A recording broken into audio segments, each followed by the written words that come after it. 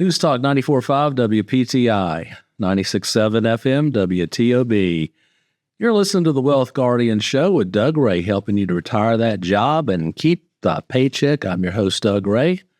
With me is Mr. Brice Payne. Today we talk about that old 4% rule. Is it still worthwhile? And also we get into, should you lend money to family members? Hey, Brice, good morning. Good morning, Doug. How we doing? I can't complain. Very good. Very good. I can't either. And that's not what we get paid to be on the radio for, is to complain anyway. So, I just realized after watching the last major championship last weekend that football's right around the corner. It is. Yeah. Yes. Hall of Fame game on the 31st. Oh, wow. They've moved it up into July now. Okay. Yeah. I always look forward to August. Always, as hot as it is, that's something to look forward to. Very good. Excited for that. Doug, we always do two things here before we get started on the radio show. And you said that the two topics we're talking about are the 4% rule and the makeover that got recently, and then discussing lending money to family and friends, some of the things you need to be concerned with or watchful of if you undergo that part of your relationship with a friend or family member. But we always do two things. First, we do the Wealth Guardian Service Salute, and then we do a little question to better get to know your Wealth Guardian's financial planner. So why don't you start us off on the Wealth Guardian Service Salute, since you yourself served in the Navy? Thank you. Absolutely. We want to thank all of our veterans, our service members, our first responders, and their family members for sure, because it is a sacrifice you make to do what you do. It's a calling, and we appreciate it, and thank you very much. And I always mentally think that the family members that we talk about are the wife and kids or the husband and kids, but that extends to the parents as well. The parents, for sure. Parents put in a significant amount of stress knowing that their loved ones are serving somewhere overseas with all the news that's going on in the world. So, I'm gonna just acknowledge the parents out there too, not just the kids and the spouses, but thank you everybody for all that you do to keep the Stars and Stripes safe here on this country's land. Doug, the question: better get to know your Wealth Guardian's financial planner. I did not throw this out at you beforehand. So you're getting this live right here. This is live. This is okay. This is not a big deal. Okay. Do you have any phobias?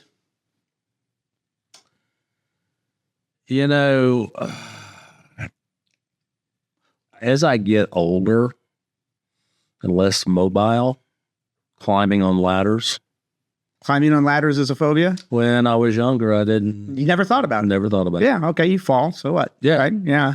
No, that relates closely to mine. A fear, the only, if you call it a phobia I have, is heights. They say a phobia is an irrational fear or something. Well, to me, a height isn't an irrational fear. If you fall, it's rational that you're going to get hurt. But I don't like heights. I don't like flying. But anything to do with not having your feet on solid terra firma kind of bugs me a little bit more than not snakes, not spiders, anything like that. Doesn't bother me. It's the being up in the air, and that's kind of similar to yours, being up in the air on a ladder. So all right, well, let's now that we've gotten those two things taken care of, let's jump into the meat and potatoes of the show here. Thank you everybody for joining us this hot weekend morning. There is something out there, Doug, called the 4% rule. And that 4% rule gets talked about like gospel in the retirement planning circles. But if we're going to be honest, it's always been more of a rough guess, right, than a golden rule.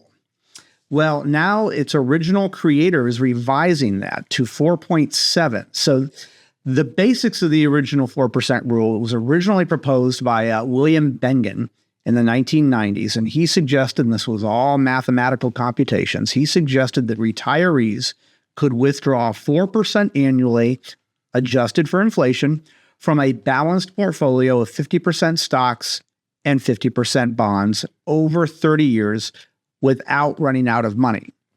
So, and that he used the calculations that he used was based on historical U.S. market data and designed as a quote unquote safe withdrawal rate under worst case scenarios. Doug, you and I were retired income certified professionals.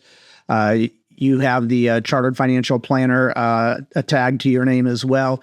We're familiar with that. We have to study that. We have to know the backgrounds of that 4% rule and all of that. But now it's gotten an update. And William has said that the new recommendation, now this isn't exactly apples to apples here. What he did was he said, well, the first one was, well, you can safely withdraw 4% a year over a 30-year period if your portfolio is 50% stocks, 50% bonds over a diversified portfolio. Now for this 4.7, I think of this as more of a supplement to the original 4% rule. It is not changing the 4% rule, in my opinion. He's saying, well, that 50% stocks, 50% bonds, okay, you can take 4%. But if you want to be a little bit more risky and have 55% stocks, 45% bonds, then that withdrawal rate is not necessarily 4%. It can be closer to 4.7%. What are your thoughts on that? And don't forget, he's come up with this calculation because he's back tested it against historical numbers. Right. And if you look at the historical numbers, the last 20 years have been heavily weighted towards equities to the point where they have outperformed the average mean, which is about 9.7%, by a great margin. Yes. To me, that calls into question this 4.7% formula. Right. You know, you have a devastating loss of 40, 50% in a year's time in that type of a model right there. 55, 45. Yep. It's going to cut your 4% distribution down considerably to the point where, you may only be able to take out 1 or 2% and get by with a portfolio that's going to last you the rest of your life. So I'm a little skeptical on 4.7%. Unless you have some methodology in your planning that limits the downside like we do. Yeah, that's a good point. When you talk about a 4% withdrawal rate, you are talking about people who are already retired. There's two phases to our life financially. There is the wealth accumulation phase of life, which for most of us is about 40 years or so. And then you've got the wealth distribution phase of life, which is maybe closer to 30 years under a normal situation. For somebody who is taking distributions from their portfolio, selling their stocks and selling their bonds to supplement income, to supplement Social Security and whatnot, having 55% stocks in your portfolio, if the market were to drop 40%, like it did in 2008, or actually it was closer to 50% during that time period, you're going to have to be flexible in your spending. You can't keep up the 4.7 during that downturn period. You might be able to come back up to it, but if you don't have flexibility in your spending, meaning that essentially all of your Social Security and whatever distributions you're taking out are going toward required spending, lights on, food in the fridge, utilities, all of that, you're not particularly flexible in what you can spend. Now, somebody who's thrown vacations in there and a lot of Christmas spending and a new car every couple of years, maybe they can be more flexible. But that's not, I don't know that that's most people in the United States. No, it's not. I mean, most people, at least the ones we work with, are pretty, I call them mom and pop USA. They live within their means. They don't get extravagant. Sure, we've got a few that do, but the vast majority live within their means. Right. If you're just tuning in, you're listening to the Wealth Guardian Show. And in this first segment, we're talking about the 4% rule that has gotten a makeover lately.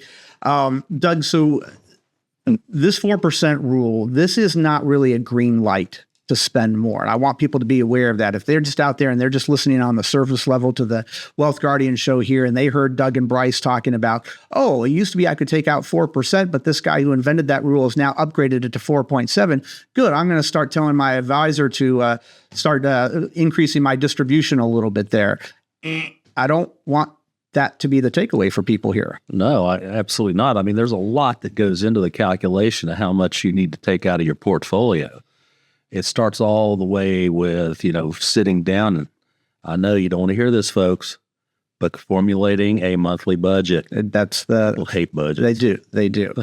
People come to us. They've got. They want to sit down and see if the Wealth Guardians can offer some service and expertise to help them improve their financial picture, their retirement picture. And they've brought in their statements. They know how much they have in their accounts. They know what their Social Security full retirement age benefit is and all of that.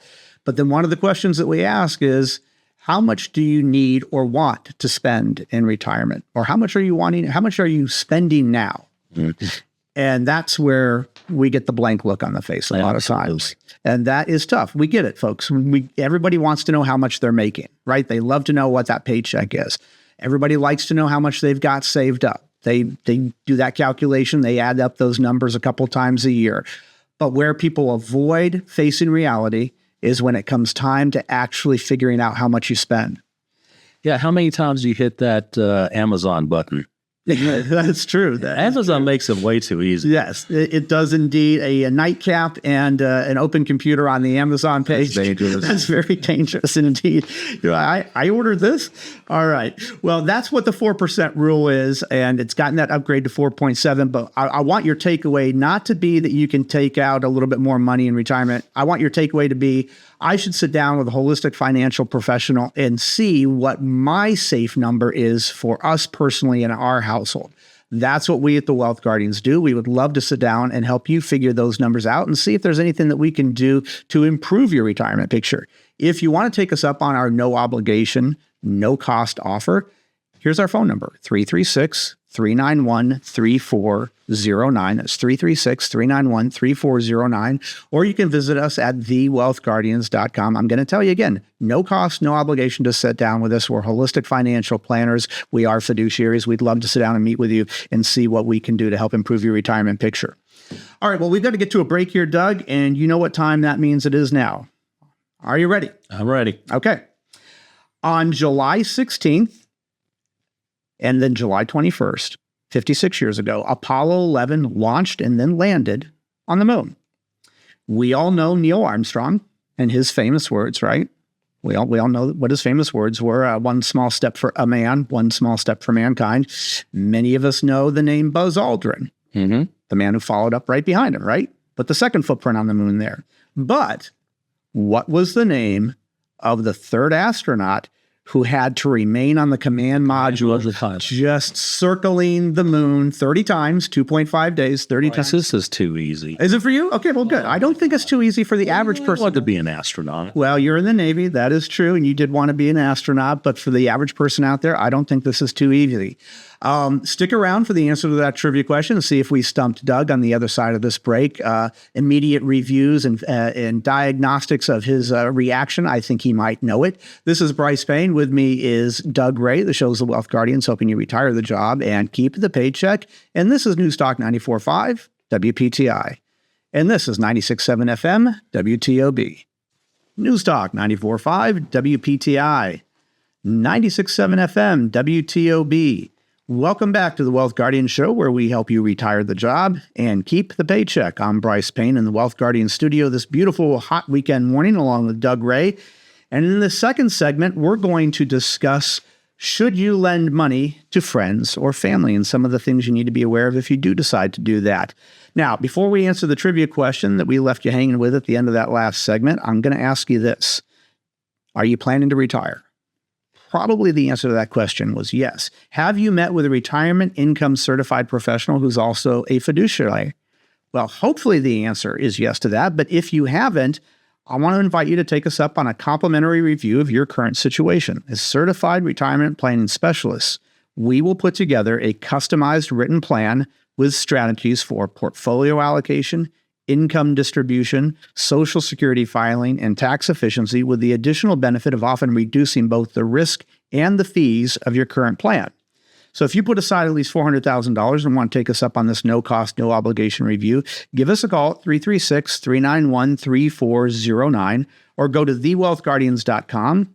That's thewealthguardians.com to learn more. Let us show you in black and white how we retire the job and keep the paycheck. All right, let's go ahead and get to this trivia question. So this was specifically designed for the times. On July 16th, Apollo 11 launched for the moon, and July 21st, a few days later, it landed on the moon. Now, we all know a couple of names associated with this event. We know Neil Armstrong and his famous words. We know probably the name Buzz Aldrin. He probably got a little bit of a recognition kick after the movie Toy Story, where Buzz Lightyear was named after him. But many of us are not even aware that there is a third name, that there was a third person that tagged along on that historical journey. Now, for somebody like Doug, who was in the Navy and aspired to be an astronaut, they're probably aware of that. But I think the average person out there, if they were aware of that there was a third person, they're not aware of what their name is. So, Doug, what was the name of the third astronaut who did not get to put his footprint on the moon? He had to stay up in the command module circling the moon. And his job was to make sure that the lunar module connected and rendezvoused, redocked with the command module. What was the name of that third person whose job was to sit there and watch two other people have all the fun? Yeah, his main job obviously was to pilot the command module, right? And that would be Michael Collins. That's the one I'm trying to do right there. There you go. Not the buzzing, not the buzzing. That's what they didn't. Houston, we've got a problem buzz. No, that's not our buzz. That is actually correct, Doug. Very good. You knew the name Michael Collins. Poor guy never got any love or respect when it comes to the historical documents out there. I mean, nobody knows that name. Yeah. He probably, I'm sure that Neil Armstrong made a pretty good living afterward of doing events and speeches and seminars. Buzz Aldrin, I'm sure, did too. I'm not sure that Michael Collins got called too often. I don't think he did. Give you a couple of trivia items about Neil Armstrong, and we'll move on. He's actually passed away. Yes. He passed away a few years ago, sadly. But Neil was a civilian aviator, where most of our astronauts came out of the military. Oh, I did not know that. Yeah, he was the commander of Apollo 11. Okay. Very unique. Yeah, that is interesting. I thought that all of them had come out of the military. That's interesting. All right. Well, in that first segment here, thank you for sticking around. In that first segment, we talked about the 4% rule and the recent makeover that's gotten. What we're going to talk about here in the second segment is lending money to friends or family. So you have very well, if you're like the average person out there, you may have been asked by a friend or family member to borrow money at some point in your past. I know I have. You want to help, but you also kind of feel that knot in your stomach. You're not alone. Nearly half of personal loans between loved ones are never repaid. Over half. Before you say yes to lending a friend or a family member funds, let's talk about what that decision could really cost you. So the first thing we want to do is we want to understand how lending money could impact your relationship. Doug, you and I and Garrett, we sit down and help about 50 couples a year, about one a week here at the Wealth Guardians. And I would say out of those 50, this is based on my experience. You tell me if it's the same as yours. I would say probably about 10 out of those 50, so maybe around 20%, somebody mentions that under the income that they have is being repaid back a loan from oftentimes a child. You know, well, my child's repaying me back this loan, or they're living in this house and they're paying me for the house. They'll eventually buy it. But they don't want to count that in our financial planning, which is probably smart. Yeah. But why do they not want to count it in part of their financial planning? Because they're probably not relying on it 100% that income is going to continue. Yeah, you know, and I'd say in most of those cases, you're talking about a situation where they've loaned their children, say, the down payment to buy a house. Yes, very common. Purchase. That's very, very common. You know, in a situation like that, I would have to say, if you've got the means, how do you turn your child down for that? The ones that concern me, and I think all of us have had these experiences in the past, is when a family member comes to you, you know, because they're down and out. Well, if you have a heart, you want to help out, right? Particularly if they have kids. Yeah. And this is your grandkids you're talking about. But I think if you go into that situation, number one, don't give them money you can't afford to give. That's a key point. That's a key point we want to talk about. And then the second thing is, if you want to keep this relationship long term, just up front in your own mind, assume you'll never see this money again. That's right. You probably won't. Right. Approach it with the right attitude like that. So let's talk about the don't lend money you don't have. Well, a lot of times, Doug, we're financial professionals. We know what calculations to put in to figure out if lending somebody else money or saying that money is goodbye, whether or not that would have a significant impact on their retirement planning. Most people out there don't know how to do those calculations. Right. They don't know. So they might assume that, I think I can lend this person $20,000, whatever the number might be. I don't think that's going to impact me financially. Well, here's the pitfall. They might be doing that with the best of intentions, thinking, okay, even if I assume that I'll never see this $20,000 again, it's not the end of the world for me. And then years later, that money was barely trickling back in, and now they're starting to realize maybe they couldn't have afforded to do that. They shouldn't have done that, and now they're being impacted negatively. Now they've got to go to this person, a loved family member who is perhaps not been as reliable in paying back the loan as you had hoped or what had been agreed upon. And now you've got to confront them and saying something to the effect of, look, I have to have this money back. That's a situation that you don't want to be in. Right. If you know that you have to have that money, then that's probably money that you shouldn't lend to a friend or a family member. Mm-hmm. That can be tough because now it's your own, it's your family relationship, familial ties versus your own retirement survival. What is more important to you? Yeah. That's a tough position to have put yourself into. My point of saying all that is, how do you know? It might be saying, well, Doug and Brice, somebody is asking me to borrow money. How do I know if it's a number that I can afford or not? What are the calculations that go into that? Well, a lot of calculations go into that, Doug, and that's part of what we do at the Wealth Guardians. Yep, it sure is. I'll take that one step further. In most of these cases, if you're asked by a family member to loan them some money, you're probably thought of in your family circle as having done well in your life. That's true. And if it gets to a point where, you have a family member that has borrowed once and come back twice, at some point you're going to have to say, no. When is that point? When is that point? When do you cut them off? Is it tough love or what? I mean, what's causing them not to be able to have a budget and stay within that budget? There's something going on there. Was it just a circumstance, something that happened, an accident, you didn't have proper insurance, or is it an ongoing habit of being not financially responsible themselves? So if it's good question, it's a point. If it's consistently coming back every year or something like that, needing $10,000, $5,000, something. That's right. At some point, you got to say no. Well, there's other ways that you can help somebody out too. In a lot of cases, that's true. You don't necessarily have to lend them money. Some of those other things that you can do is providing emotional support. That's very helpful. I mean, we all need emotional support.